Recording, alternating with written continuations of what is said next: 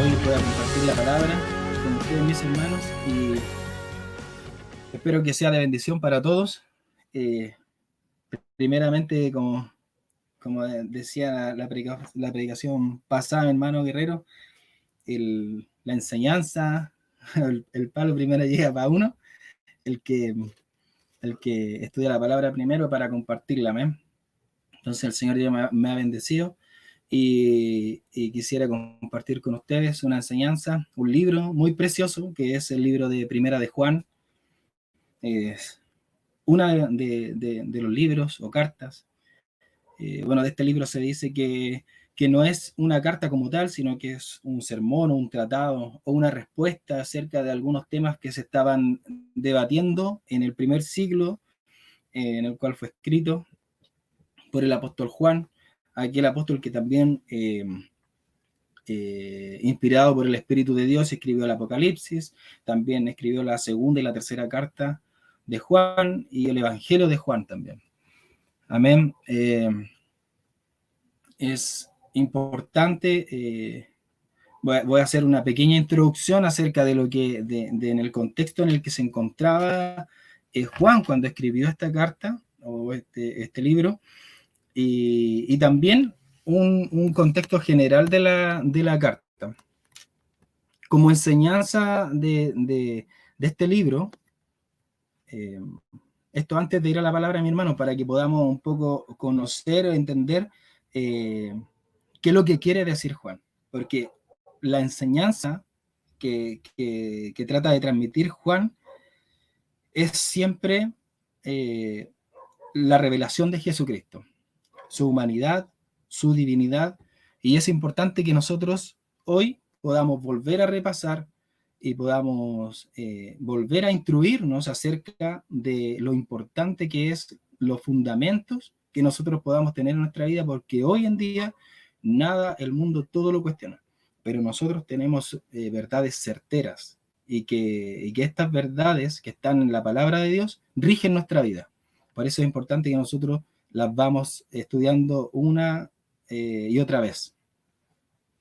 La carta de Primera de Juan se puede dividir en tres categorías específicas en cuanto al mensaje que entrega.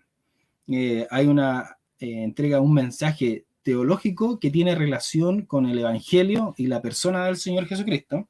Teológico, esta palabra significa el estudio de Dios o un tratado acerca de Dios. Y el apóstol Juan va abriendo un camino en la epístola, hablando acerca del Evangelio y de la persona del Señor Jesucristo como tema fundamental. También hay un aspecto de moral respecto a los mandamientos del Señor en esta epístola. Y también tenemos un aspecto relacional en cuanto al amor. Entonces son básicamente tres categorías que el apóstol trata en la epístola de Primera de Juan. El teológico, que tiene relación con el Evangelio y la persona del Señor Jesucristo. Por ejemplo, cuando dice: hijitos míos, estas cosas os escribo para que no pequéis, y si alguno hubiere pecado, abogado tenemos para con el Padre, a Jesucristo el justo. Es decir, que el Señor Jesucristo es justo, es recto, y ese es un fundamento para nosotros. Él nunca pecó. Es importante, como les mencionaba al principio, que nosotros atesoremos esta epístola, así como también el Evangelio de Juan, que son una de las cartas que nos recomiendan al principio que nosotros podamos leer. La palabra también dice en la misma epístola, y los voy a relatar así algunos versículos, no que los busquen, sino que para que los vamos poniendo atención acerca de todo el contexto general de la carta o del libro. Dice: y Él es la propiciación por nuestros pecados, y no solamente por los nuestros, sino también por los de todo el mundo. Es decir, que la persona de Jesucristo es aquel que fue en pro de nosotros y que se entregó, y por medio de la obra del Señor Jesucristo nosotros podemos tener perdón de pecados. ¿Ya? También hay otros versículos que nos hablan: pero sabemos que el Hijo de Dios ha venido y nos ha dado entendimiento para conocer al que es verdadero, o sea, a Jesucristo. Y estamos en el verdadero, estamos en Jesucristo, en su Hijo Jesucristo. Este es el verdadero Dios y la vida eterna. Es decir, son aspectos fundamentales que nosotros debemos entender y que Juan quiere transmitir a la iglesia. Y que quiere transmitir no solamente a la iglesia, sino que aparte quiere ir cimentando a la iglesia. Dice, este es el verdadero Dios. Es por eso que el fundamento son los apóstoles, Jesucristo y los apóstoles. Amén. La enseñanza de los apóstoles es que Jesucristo es verdadero Dios y la vida eterna. En el aspecto moral, en cuanto a los mandamientos, también la palabra en el mismo libro nos dice, el que dice, yo le conozco y no guardo sus mandamientos, el tal es mentiroso y la verdad no está en él. Es decir, que la palabra, lo que el apóstol Juan está diciendo es básicamente, somos o no somos. Si yo soy de Dios, si yo estoy en Dios, si yo estoy en su verdad, entonces yo cumplo sus mandamientos. Si no, entonces no estoy en la verdad. Él es un poco categórico cuando él está hablando acerca de cuando estamos en luz o en tinieblas, cuando somos de Cristo o no, cuando estamos en la eternidad o no estamos en la eternidad. Él es súper categórico en cuanto a esto, por eso es una epístola que pienso que es muy importante que la leamos y aparte no es muy larga, tiene solamente 5 capítulos. También otro verso dice, si sabéis que Él es justo, sabed también que todo el que hace justicia es nacido de Él. Es decir, que si nosotros no practicamos la justicia, entonces no somos nacidos de Él, no somos hijos de Dios. Y si nosotros practicamos la justicia, sí somos hijos de Dios. Este es el aspecto social o moral en cuanto a cómo nosotros obedecemos la palabra y la aplicamos. Todo aquel que es nacido de Dios no practica el pecado, porque la simiente de Dios permanece en él y no puede pecar porque es nacido de Dios. Ahora, en ciertos aspectos también Juan nos da la alternativa y nos dice, y si pecaremos, abogado tenemos para con Dios, para con el Padre, a Jesucristo el justo. Amén.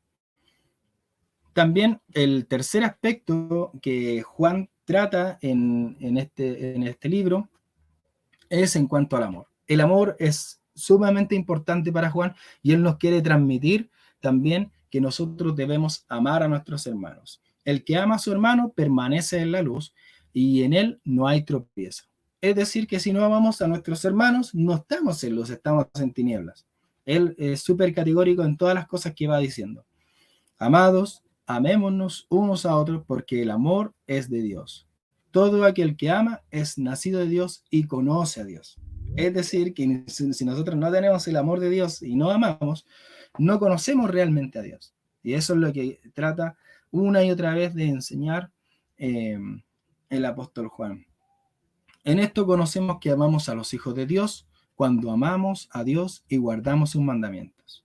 Es decir, que si nosotros decimos que amamos a Dios o que tenemos el amor de Dios, entonces nosotros guardamos sus mandamientos.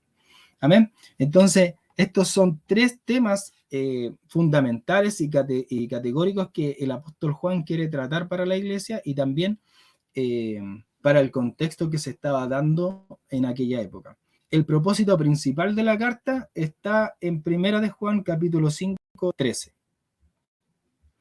Dice, estas cosas os he escrito a vosotros que creéis en el nombre del Hijo de Dios, para que sepáis que tenéis vida eterna y para que creáis en el nombre del Hijo de Dios. Es decir, el apóstol Juan ha escrito todo esto, todo el libro, para 2 propósitos, que nosotros creamos en el nombre del Hijo de Dios y para que sepamos que al creer en el nombre del Hijo de Dios, entonces tenemos vida eterna. Eso es lo que Él nos quiere transmitir. Y esto es importante antes de entrar a la palabra que nosotros podamos entender. Incluso este es hasta un requisito para el bautismo, el creer en el nombre del Hijo de Dios. Amén. Entonces, el contexto, ya tenemos como una panorámica de la carta en sí. Los 3 temas fundamentales que trata el apóstol Juan. Y ahora vamos al contexto histórico-cultural que estaba viviendo el apóstol Juan cuando él escribe esta carta. Más o menos lo sitúan entre el año 90, 80 o 90, después de Cristo. Perdón. había entonces en ese tiempo, Pablo antes ya había dicho que iban a entrar en medio de vosotros lobos rapaces que no perdonarán al rebaño. Personas que iban a llegar con huecas filosofías o sutilezas que iban a intentar extraviar incluso a los escogidos. Entonces, en ese tiempo había una filosofía que era como una mezcla de filosofía, religión y de herejías que pensaba en que tenía un pensamiento dualista en cuanto a que el hombre, su esencia era cuerpo y alma o espíritu, cuerpo y espíritu, y que el alma era intrínsecamente malo, que esto, el cuerpo era intrínsecamente malo, que no se podía, que no podía recuperarse de su maldad, más bien el espíritu, ese sí tenía valor y podía ser salvado, más el cuerpo no. Entonces, cuando ellos afirmaban este tipo de cosas, ellos negaban, a pesar de que podían considerar a Jesucristo como Dios, negaban la humanidad de Dios, negaban el hecho de que Dios se haya hecho carne, es decir, que negaban la encarnación de Dios. Y es por eso que Juan responde, por ejemplo, en el Evangelio de Juan, en el principio era el verbo era con Dios y el verbo era Dios, y el verbo habitó entre nosotros, ¿no es cierto? Se hizo carne y habitó entre nosotros y vimos su gloria, gloria como la del unigénito del Padre. Entonces, este tipo de respuestas que da Juan, que tienen relación con el aspecto teológico fundamental del Evangelio y de la persona del Señor Jesucristo, iban en contraataque de estos pensamientos filosóficos como el gnosticismo. El gnosticismo era este tipo de pensamiento que pensaban o creían que ellos tenían un conocimiento a otro nivel. Y ese conocimiento a ellos les iba a ayudar a ser salvos de la ignorancia, pero que no iba a suceder así con el cuerpo, que el cuerpo era malo en sí. Entonces, ellos, en esta filosofía, muchos cristianos, judíos y griegos se vieron envueltos en este tipo de filosofías, los cuales Juan responde categóricamente diciendo al principio de la carta que ahora vamos a estudiar, que es primera de Juan, dice lo que era desde el principio, lo que hemos oído, lo que hemos palpado, tocante al verbo de vida. Él habla acerca de una experiencia que tuvo con alguien que era el verbo de vida. Pero entramos en un tema sumamente importante y difícil de entender en cuanto al verbo de vida. Para poder entender lo que Juan va a decirnos en esta carta y en todas sus cartas, porque yo busqué en todas las cartas en las Biblias donde aparecía esta palabra verbo. Y básicamente está solamente en las cartas de Juan como traducción de verbo. Y está en el Evangelio de Juan, está en Primera de Juan y está en el Apocalipsis también. Entonces, vamos a leer el versículo central y después de eso lo vamos a ir desglosando para que podamos entender lo que el Señor quiso decir a través de Juan y que hoy también nos quiere hablar a nosotros. Amén. El versículo central para hoy, mis hermanos, está en Primera de Juan, capítulo 1, versículo del 1 al 4.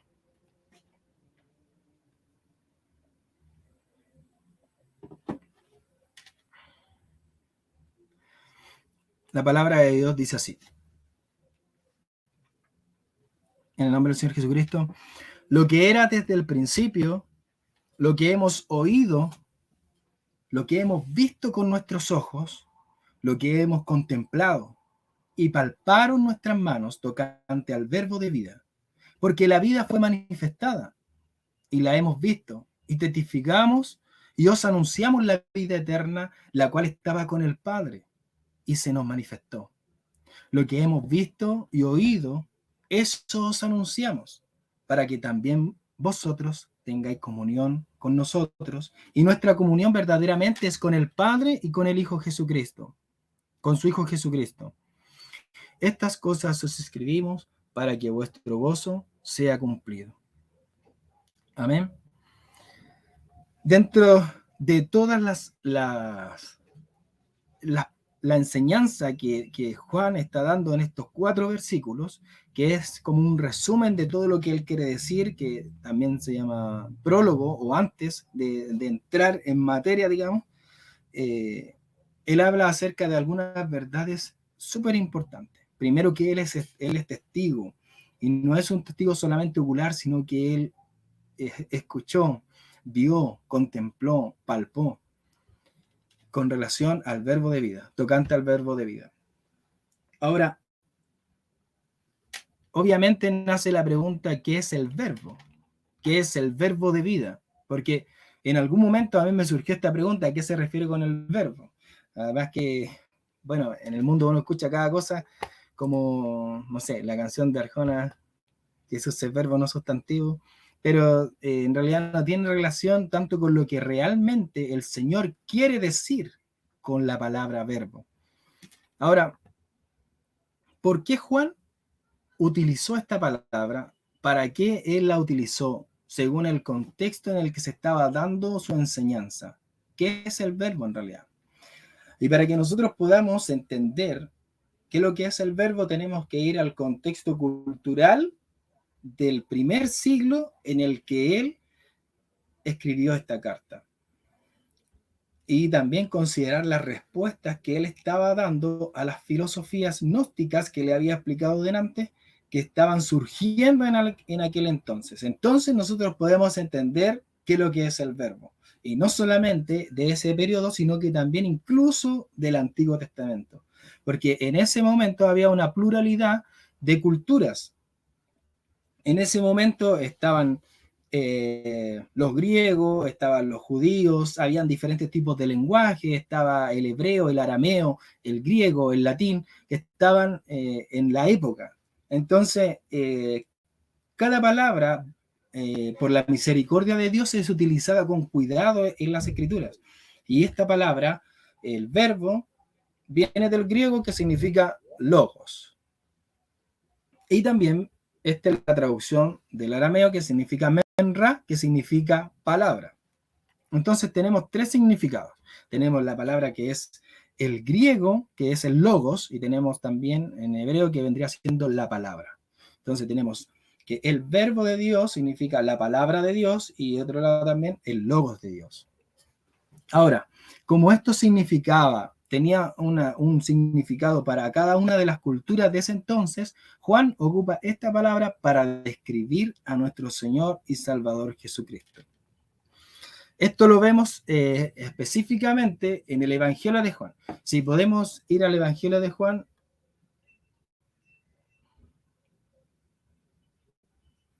El Evangelio de Juan, capítulo 1, versículo 1.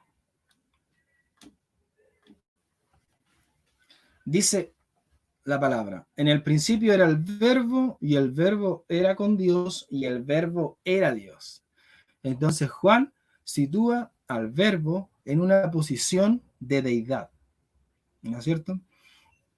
Entonces, cuando el apóstol Juan dice esta palabra, había un contexto cultural, estaban los griegos, estaban los judíos, y cada uno tenía un significado para sí de la palabra logos. Los griegos, en ese entonces, ellos pensaban que el logos era el principio abstracto, impersonal, de la razón de ser del universo, el inicio de la sabiduría y la esencia del comienzo de la vida. Eran como una deidad para ellos. Cuando ellos hablaban de logos, ellos hablaban de algo, no de alguien, sino de algo que era la fuerza que impulsó toda la creación. Esto lo hablaban en cuanto a la filosofía. Una persona normal griega podía pensar que la palabra logos en ese entonces era como hoy día la palabra Dios. Si nosotros le preguntamos a cualquier persona qué es lo que significa para ti Dios, ellos pueden decir el creador, pueden decir, ¿no es cierto?, aquel que creó todas las cosas, el universo, ¿no es cierto?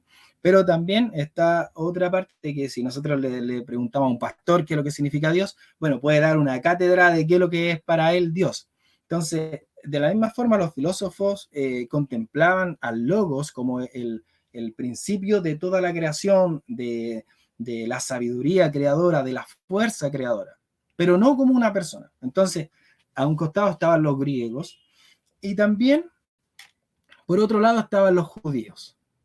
Y los judíos, la traducción de esta palabra sería palabra. Por eso hay Biblias que dicen en el principio era la palabra era con Dios y la palabra era Dios. Entonces, cuando nosotros vamos al Antiguo Testamento, muchas veces la palabra de Dios tiene capacidades personales, como que la palabra hizo, o la palabra fue, o la palabra dijo, vino la palabra y hizo esto o lo otro. Entonces, como que se le da un aspecto personal, de persona, atributos de una personalidad a la palabra de Dios. Y se usa también para referirse a Dios mismo. Desde Nehemías hacia adelante, la palabra de Dios se empezó a leer. Se empezó a leer, había habido un tiempo en que no se había leído y se empezó a leer y se hicieron algunas traducciones de la Torá. La Torá es la ley, que son los Targum. Los Targum son explicaciones acerca de los textos judíos. Esas explicaciones se usan en las sinagogas hasta el día de hoy y nosotros podemos ver hoy día a un judío leer la Torá, que es la ley, que vendrían siendo los 5 primeros libros de la Biblia, y ellos a la vez también leen un Targum. El Targum va a explicar acerca de lo que el texto quiso decir en su momento, y estos son Targum que se vienen traduciendo de cientos de años atrás, incluso en la época de Jesús, ya existían estos Targum que son traducciones del hebreo al arameo, para que todas las personas lo pudieran entender. ¿Por qué les explico esto? Porque esta literatura también probablemente la leyó Juan. Entonces, como Juan había leído esta literatura, conocía las raíces de su pueblo, el pueblo judío, él sabía qué palabra utilizar para darles a entender a ellos quién era el verbo, quién era la palabra. Y me gustaría hacer algunas comparaciones, no poniendo los Targum como un texto infalible, sino que siempre las escrituras, la Biblia como tal para nosotros es infalible, pero es importante entender también el contexto literario que había en ese entonces. En Éxodo 19:17, la palabra dice en nuestra Biblia, en Reina Valera, dice, y Moisés sacó del campamento al pueblo para recibir a Dios y se detuvieron al pie del monte. Ahora, el Targum de los judíos dice, y Moisés guió al pueblo fuera del campamento para reunirse con la palabra del Señor y se situaron en las partes bajas de la montaña. Entonces, la explicación que los judíos le daban era un poco refiriéndose a la palabra como a alguien, como una persona. Otro ejemplo podría ser Isaías 8:5 en Reina Valera, que la Biblia que nosotros utilizamos dice, otra vez volvió Jehová a hablarme diciendo, más en el Targum dice, y otra vez la palabra de Jehová habló a mí diciendo. Y uno podría decir, bueno, la palabra de Dios y aquello que sale de la boca de Dios y no es realmente alguien. Pero, por ejemplo, este otro texto que es Éxodo 21, dice, y habló Dios todas estas palabras diciendo. Y el Targum dice, Éxodo 21, y la palabra del Señor habló todas estas palabras. Entonces ya como que ellos empezaban a dilucidar, de hecho había muchos rabinos judíos que entendían que la palabra de Dios era Dios mismo, o era alguien que tenía características de persona. Ahora, todo esto que les acabo de decir tiene un propósito, porque Juan va a responderles a los judíos y también a los griegos de aquella época, diciéndoles quién es la palabra, quién es el logos, quién es el verbo. Entonces, en esta instrucción Juan dice a ambos, judíos y griegos, durante siglos ustedes han estado hablando, pensando y escribiendo acerca del verbo. los griegos del logos y los judíos de la palabra. Ahora yo les diré quién es Él. Y vamos entonces al libro de Juan, capítulo 1, versículo 14. En el versículo 14 dice, y el Verbo fue hecho carne y habitó entre nosotros. Y vimos su gloria, gloria como la del unigénito del Padre, lleno de gracia y de verdad. Entonces, cuando Juan dice esto, Juan dice aquella palabra en el Antiguo Testamento que ustedes conocían, que ustedes veían, que ustedes leían, que ustedes estudiaban, se hizo carne. Esta palabra era Dios mismo y se hizo carne. Esto le decía a los judíos. Entonces, por ello a ellos les abrió el entendimiento acerca de lo que entendían de la palabra o del verbo o del logos. Y a los judíos y a los griegos les decía eso que ustedes entienden como algo que es un poder, que es una sabiduría eterna, que fue el comienzo de todo. Él es una persona. Y para nosotros, los cristianos, el verbo es una persona. El verbo, la palabra de Dios, es una persona. Es el Hijo de Dios, Jesucristo, nuestro Señor. Esto es importante que nosotros lo podamos entender para entender lo que ahora Juan nos está diciendo en Primera de Juan, capítulo 1, versículo del 1 al 4, donde dice, y palparon nuestras manos tocante al verbo de vida. Ahora, esto para nosotros tenemos otro entendimiento del verbo, tenemos otro entendimiento de Jesucristo, tenemos otro entendimiento de la palabra de Dios. Vamos a ir desglosando un poco lo que leímos. Lo que era desde el principio. Acá nosotros podemos hacer una relación entre cómo comienza el Evangelio de Juan, que el Evangelio de Juan dice, en el principio era el verbo y el verbo era con Dios, hablando de un principio eterno, de un principio que en traducciones, en otras traducciones lo traducen como en el sin principio era el verbo, es decir, como en el comienzo de todo, pero también se le da un sentido en el principio de la obra o el ministerio del Señor Jesucristo, de lo que era desde el principio. Si bien en el Evangelio de Juan, cuando dice en el principio era el verbo, está hablando de la eternidad, así como también en Génesis dice en el principio Dios creó los cielos y la tierra.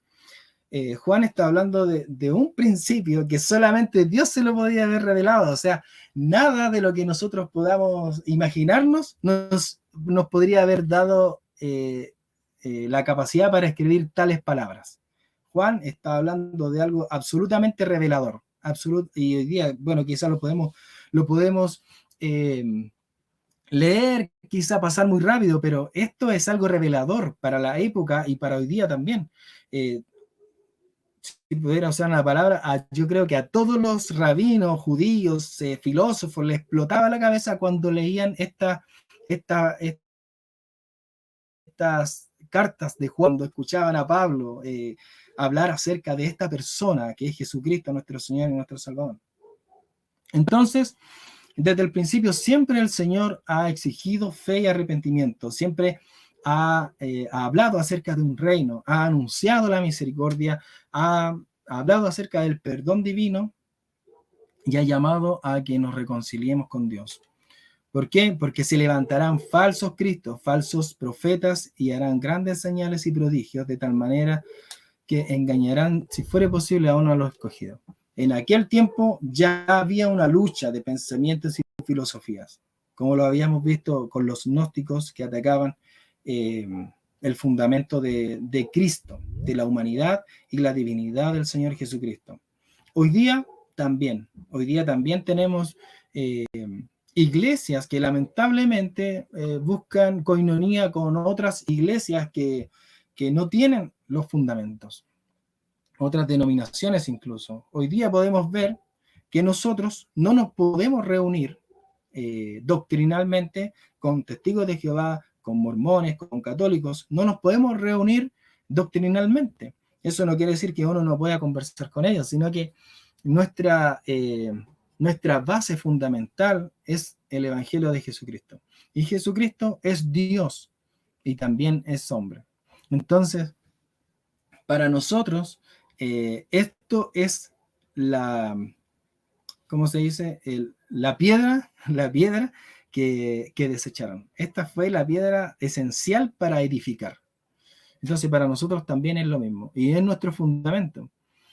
Pero, así como se levantaban falsos cristos, falsos profetas, también Pablo dice a los Gálatas: estoy maravillado de que tan pronto os hayáis alejado del que os llamó por la gracia de Cristo para seguir un evangelio diferente. Y él dice, no que haya otro, sino que hay algunos que os perturban y quieren pervertir el evangelio de Cristo. El evangelio del Señor Jesucristo es la muerte y la resurrección y la entronización de nuestro Señor Jesucristo.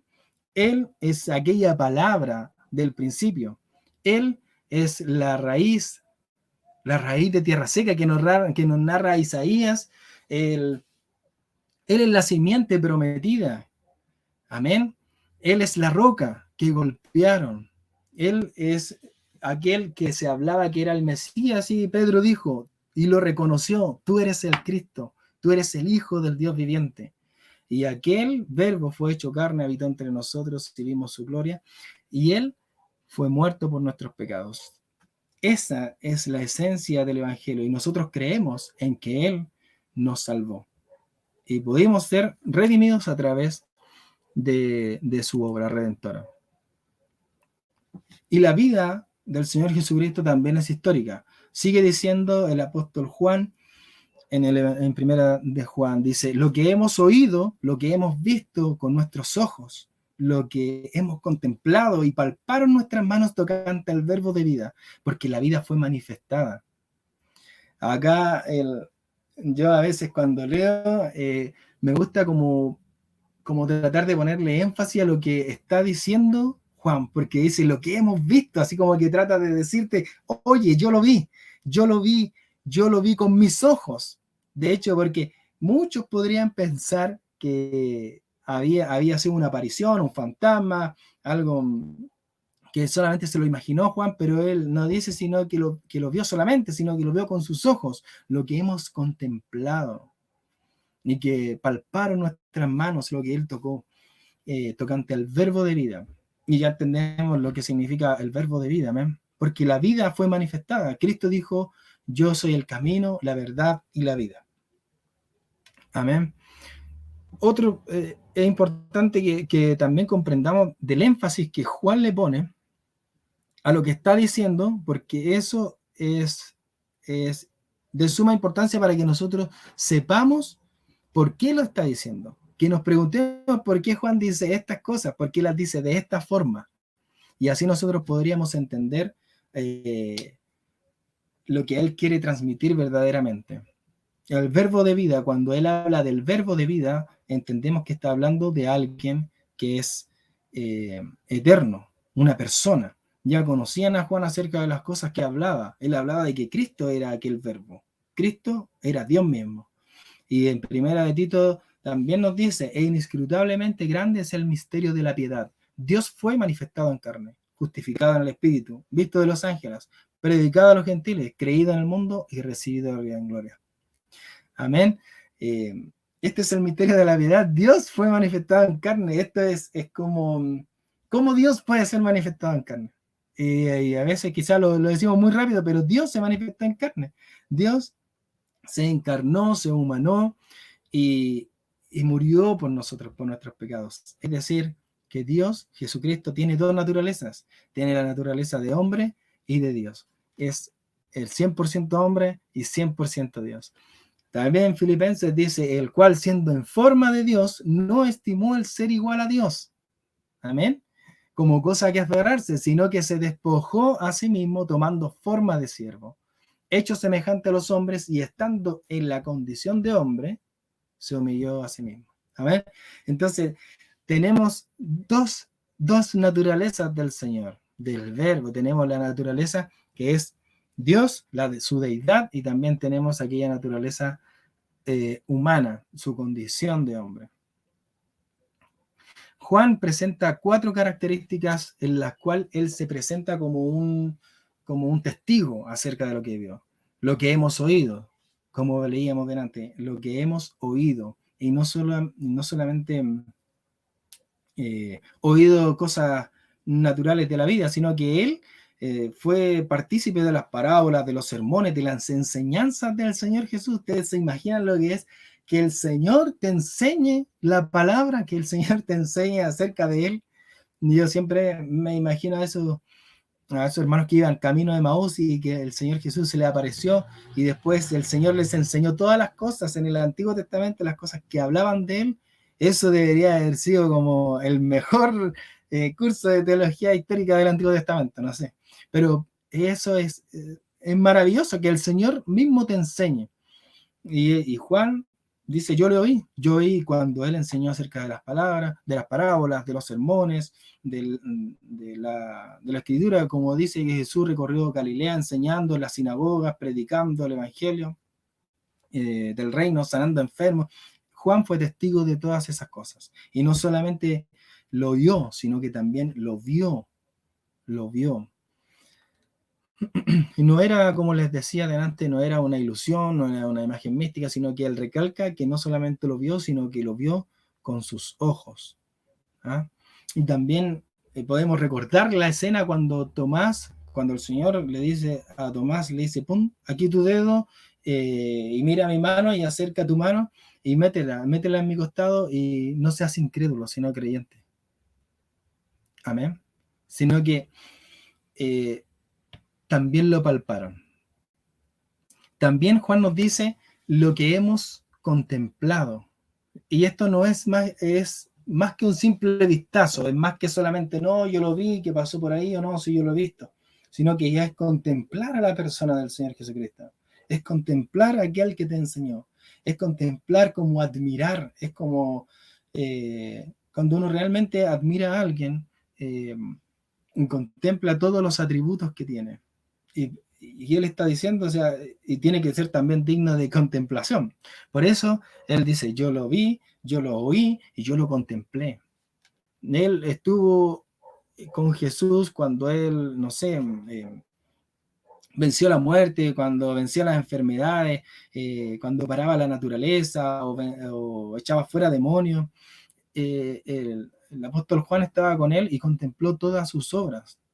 Y no solamente eso, sino que después dice, y palparon nuestras manos. Palpar significa sentir o tantear. Y dice la palabra, mirad mis manos y mis pies, que yo mismo soy, palpad y ved, porque un espíritu no tiene carne ni hueso, como veis que yo tengo. Esto lo dijo el Señor Jesús cuando creían que era un fantasma. Entonces,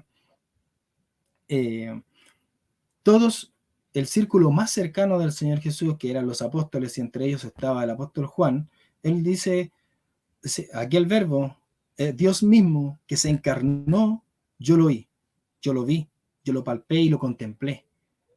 Y a lo mejor nosotros también podemos decir lo mismo.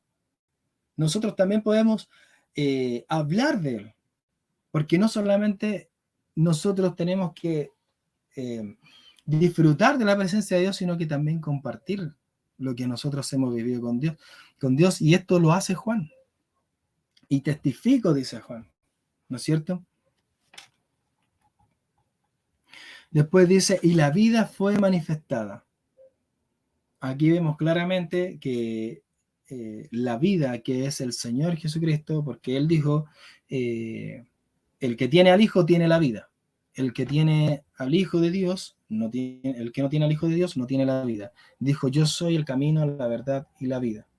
Y cuando habla de esta vida que fue manifestada, no es una vida biológica, no es la vida tampoco mental como psicológica, porque en el griego encontramos diferentes tipos de vida en la cual hablan las escrituras, sino que esta es una vida que en griego es zoe, que se refiere a la vida eterna, a una vida más allá de esta vida biológica o psíquica.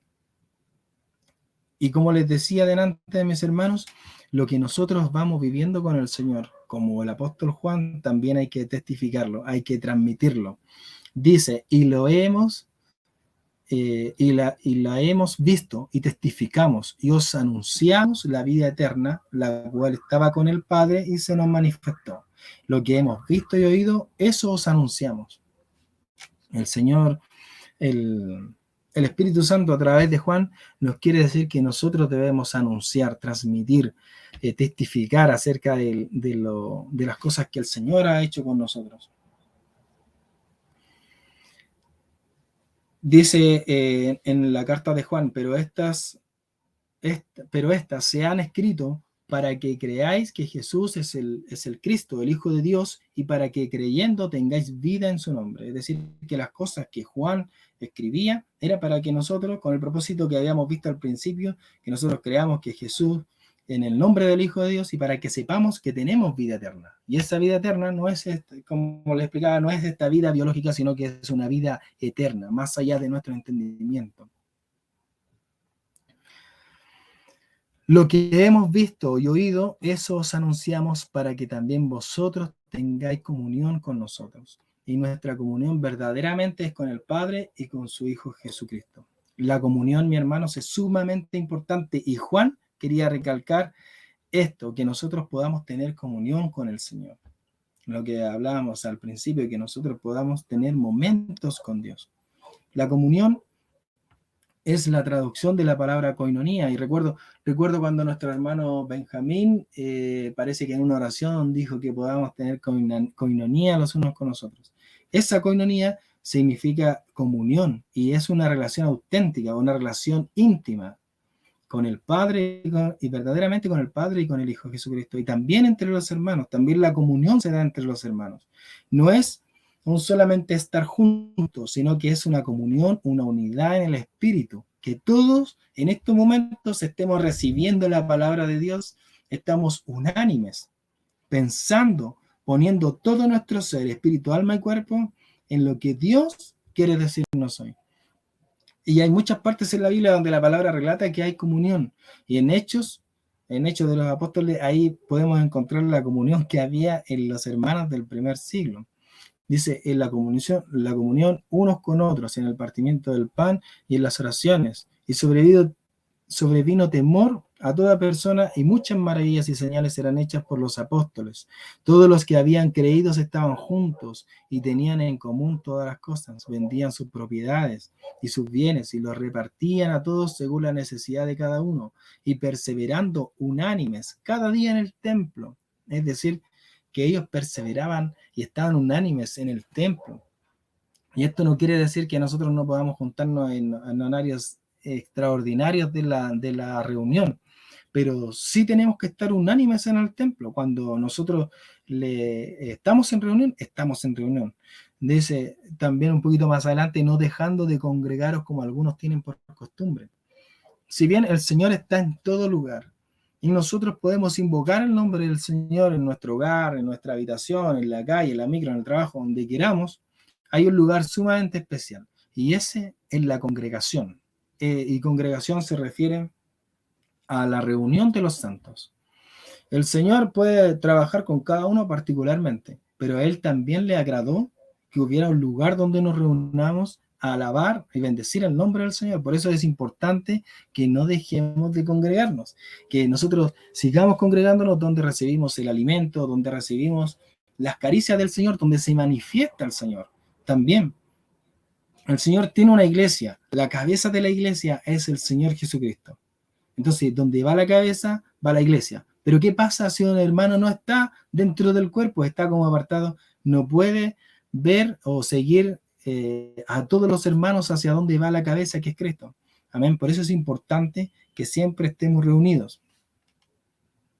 Fiel es Dios, por el cual fuisteis llamados a la comunión con su Hijo Jesucristo, nuestro Señor. Amén. La palabra relata una y otra vez acerca de la comunión que debemos tener y acerca de la misma comunión que el apóstol Juan viene hablando, para que tengáis comunión con nosotros. Es decir, que nosotros podremos tener comunión con Juan cuando nosotros conozcamos lo que él está diciendo, lo que él vio, lo que él palpó, lo con el que estuvo, el verbo que se hizo carne. Amén. Eso está tratando de transmitirnos el apóstol Juan. Dice la palabra, pero el que se une al Señor, un espíritu es con él. Y esta es la comunión, que podamos estar unánimes con el Señor. La gracia del Señor Jesucristo, el amor de Dios y la comunión del Espíritu Santo sean con todos vosotros. Amén, dice Pablo. También el apóstol Pablo, otro testigo más acerca de la comunión del Señor. Para que todos sean uno, como tú, oh Padre, en mí, dijo el Señor Jesús, y yo en ti, que también ellos sean uno en nosotros, para que el mundo crea que tú me enviaste. Eso también lo dijo el Señor Jesús, lo dice Juan, lo dice Pablo, que podamos tener comunión con el Señor Jesucristo. Tenemos una maravillosa comunión con el Señor. Juan nos quiere transmitir todo lo que él vio, todo lo que él palpó y quiere que nosotros tengamos esa comunión con él, y no solamente la comunión, sino que también tengamos el gozo que él ha experimentado. Dice, estas cosas en el verso 4, estas cosas os escribo para que vuestro gozo sea cumplido, sea completo. Es decir, cuando uno está en el gozo del Señor, nada te puede quitar ese gozo. Y nada va a reemplazar el gozo del Señor. No hay nada que te pueda satisfacer más que la presencia del Señor, que haber conocido a Cristo. Yo entiendo el gozo del Señor como la fortaleza. El gozo del Señor, mi fortaleza es. Yo entiendo el gozo como cuando uno conoce al Señor Jesucristo y el Señor entra en tu vida, nace el gozo del Señor. Y en diferentes ocasiones tú puedes pasar por muchos problemas. Puedes pasar por momentos angustiosos, por debilidades, por pecados. Pero el gozo del Señor siempre permanece ahí. Solo que uno tiene que vivir en ese gozo. Porque uno puede ser feliz, también puede ser feliz. El dinero te hace feliz. Muchas veces tú compras algo y eso hace un momento agradable y eres feliz. O también tú puedes ser feliz cuando te ríes, cuando ves una rutina de humor, por ejemplo, y puedes ser feliz. Pero eso no es lo mismo que el gozo del Señor. Porque el gozo del Señor es la comunión íntima entre tú y Él. Ese es el gozo del Señor. Porque el día de mañana tú vas a tener un problema que pasar, una enfermedad que enfrentar, y no se te puede ir el gozo. Debes enfrentarla junto con Cristo. Y ese es el gozo, que tienes esperanza en el Señor. Ese es un gozo. Es esa fe que tú tienes en el Señor Jesucristo, de que Él tiene la vida eterna para ti, de que Él, a pesar de lo que tú estás pasando, es porque Él lo ha permitido. Esa es tu confianza, ese es tu gozo, y el gozo no depende de las circunstancias. El gozo depende solamente del Señor Jesucristo. Pablo dice, ¿quién nos separará del amor de Cristo? ¿Tribulación o angustia? ¿Persecución? ¿Hambre? ¿Desnudez? ¿Peligro? ¿Espada? Como está escrito, por causa de ti somos muertos todo el tiempo. Aquellos muertos que mueren por la causa de Cristo, mueren con gozo, mi hermano. A pesar de que mueren, pero mueren con gozo. La otra vez me contaba mi esposa acerca de una persona que fue sepultada con su hijo o con su hija, no recuerdo bien. Vivos por causa de Cristo. Y le decía a su hijo, en 5 minutos estaremos en la presencia del Señor. A lo mejor nos vamos a mover un poco. Pero en ese momento es cuando yo sé que esa persona estaba más lleno de gozo. Porque esa persona tenía la esperanza puesta en Cristo. Y solamente el hecho de tener esa esperanza puesta en Cristo, tienes tu gozo completo. No hay depresión que pueda echar fuera el gozo del Señor. Porque ¿quién nos separará del amor de Cristo? ¿Acaso no es real el amor de Cristo? El amor de Cristo es más real que nosotros mismos, mis hermanos. ¿Tribulación, angustia, alguna depresión, algún problema, una enfermedad? Nada nos podrá separar del amor de Cristo si nosotros confiamos en Él y estamos en su comunión, en su gozo. La palabra del Señor dice, me mostrarás la senda de la vida, en tu presencia hay plenitud de gozo. delicias a tu diestra para siempre. Estas cosas os he hablado para que mi gozo esté en vosotros y vuestro gozo sea cumplido. Lo que el Señor nos relata a través del apóstol Juan es para que nosotros creamos en el Señor Jesucristo, de que Él fue Dios, de que Él es Dios, de que Él también es humano, de que Él se encarnó, y de esta forma nosotros entonces podemos tener comunión con Él. Y no solamente comunión, sino que también nos gozamos en estas verdades. Gloria a Dios, mis hermanos, porque hoy podemos recordar, leer, escudriñar un poquito y saber lo que el apóstol Juan nos quiso decir. La palabra, mis hermanos, ha sido hasta acá. Que Dios sea bendiciéndole a cada uno, que Dios sea fomentando también en cada uno de nosotros esta esperanza viva que tenemos en Cristo Jesús. Le voy a pedir a nuestra hermana Caterina si puede hacer una oración para que el Señor pueda recordarnos todas las palabras por el Espíritu Santo, recordarnos en el momento preciso la palabra de Dios y que la palabra haga vida en nosotros. Mis hermanas Caterina